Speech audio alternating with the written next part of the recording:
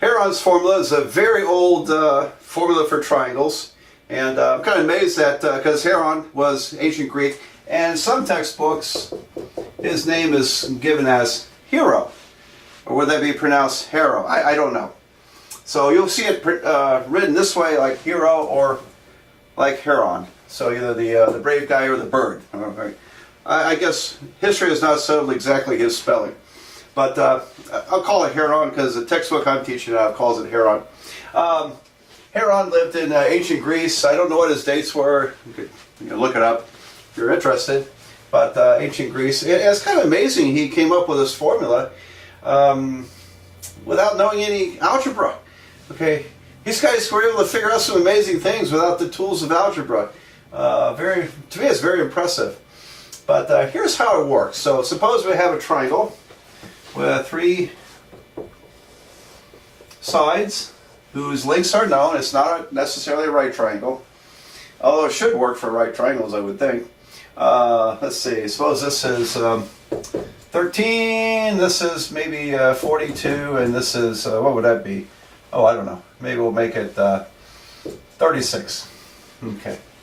So, yeah, that's a real triangle. So what's the area of that triangle? Like I said, we could use the law of cosines to calculate any of these angles, and then use 1/2 AB sine theta to calculate the area. Well, let me show you Heron's formula. And I'll label this A, B, and C.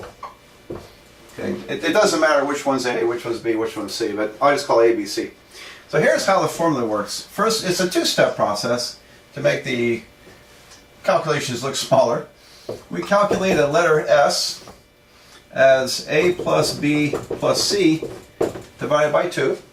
Okay, and then the area, according to Heron, is the square root of S times S minus A, S minus B, S minus C.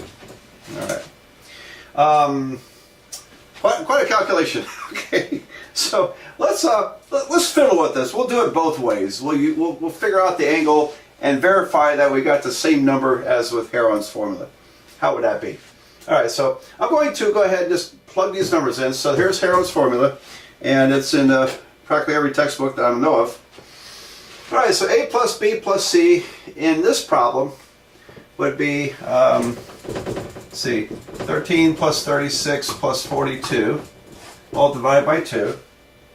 So I got 13 plus 36 plus 42 divided by 2 is 45.5.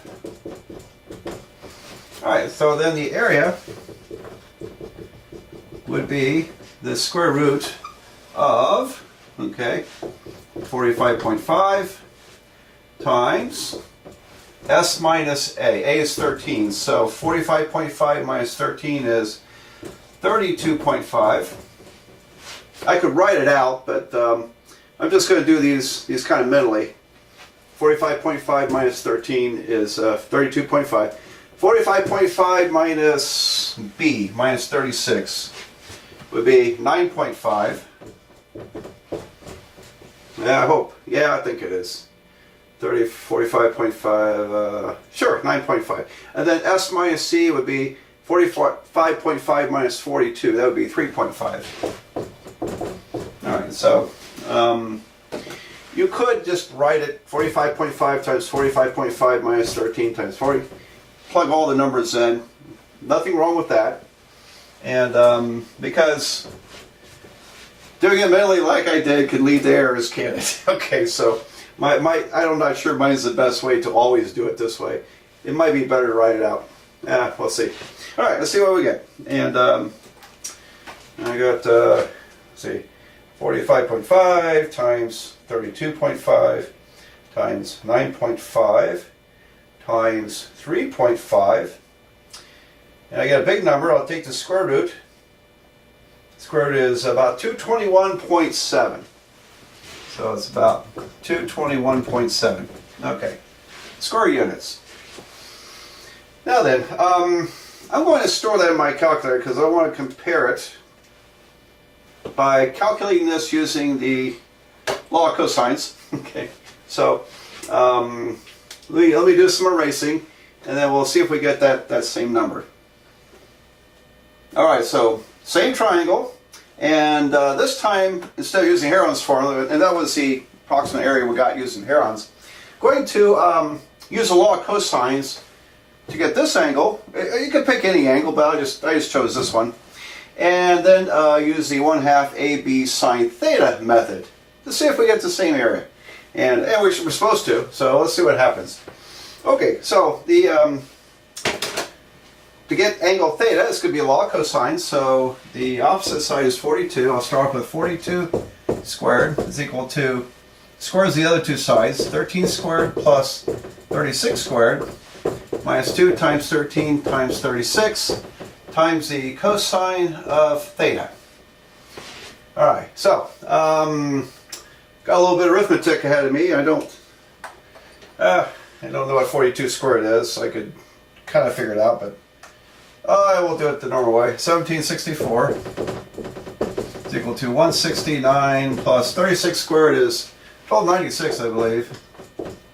Minus, alright, so 2 times 13 times 36 is 936 cosine of theta. Alright, so I got to isolate cosine theta and then take the inverse cosine to get the angle. So I'm going to subtract 169 and 1296 from this number. 1764 minus 169 minus 1296. I get 299 equals negative 936. Whoops. Negative 936. There we go. Cosine of theta. So cosine of my angle will be divided here. Cosine theta is negative 299 over 936. Alright, so is this more work than Heron's formula? I think it is. I think it is more work than Heron's. But anyway, my opinion. So negative 299 divided by 936, and that's like negative 0.319 something. I'll take the inverse cosine of my answer, and I get 108.6 degrees. So theta is about 108.6 degrees. All right, that's approximate. Now I'm keeping all the decimals because I want to use as many decimals as my calculator will give me. So now using the 1/2 AB sine theta area formula, see if we get that number. Area would be 1/2 times these two sides and the angle, sine the angle between. So I have to use 13 and 36. 1/2 times 13 times 36 times the sine of 108.6 degrees. So now I have this to many decimal places. I'm just going to go ahead and take its sine. So sine of my answer, and then I'll multiply by 13 and times 18. 18 is half of 36. I get 221.7. So 221.7. If I pull up from memory, what I got earlier using Heron's, it's the same answer all the way down to the last decimal place. So it worked for us. Okay, let's take another. In the next video, I'm going to talk about an alternative form of Heron's. You might like it. I think it's quicker, and we'll see. So let me give you an alternate form of Heron's.